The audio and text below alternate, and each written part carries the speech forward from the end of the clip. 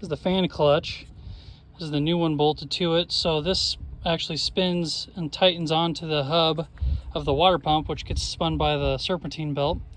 So as this is spinning, now I can spin this hub right here, but it's awfully tight. And actually, the hotter that the hub gets, which is that fin thing right there, just like a thermostat, the more drag it makes. So it actually forces the fan to pull through more air. So here, look at this one. Oops. See, look at that. So what was happening is because that's just free spinning. Sure, if the engine was on, the fan would be spinning, but it was kind of freewheeling. Like I actually was able to reach in there and grab the fan and stop it without even hurting my hand. And it was barely even, like I could hold my pinky.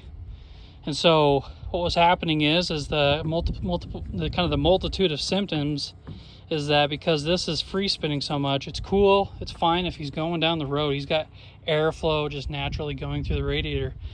But if he's sitting and idling for a while, see, that extra heat is going to have to engage this clutch. And the clutch is already engaged to some degree. Like, it's kind of it takes some effort to turn. What they call this, a viscous coupler inside of there. Basically, it's fluid forcing against fluid.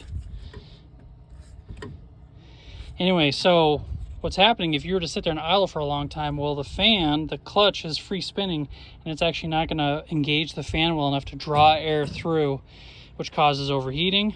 And then the other thing that happens is when you turn on your AC, again, if you're cruising down the road on the highway or however many miles an hour or 30 miles an hour, you're going to get enough airflow going through your AC condenser, which sits right in front of your radiator, and it's gonna do the job. It's gonna allow it to cool. But if you were at a stoplight, customer said, yeah, the heat would or the coolness would go away.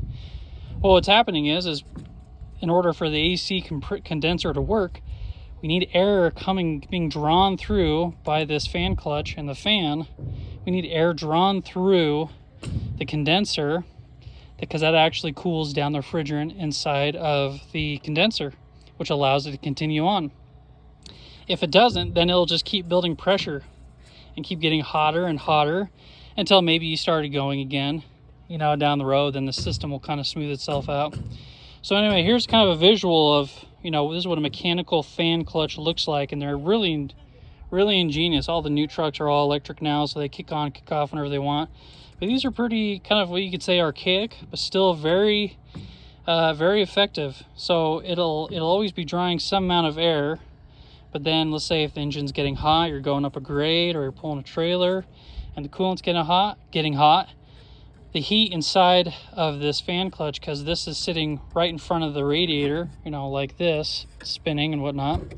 Well, all that heat's going to dump right into those fins, and that's going to make this heat up. And just like a thermostat, it's actually going to make that bite harder and be even tougher to change. So basically the fan's going to be even more effective. So here's a fun little tip for you. Hope you liked it. If you have any questions, leave a comment. And we'll see you again on the next job. Later.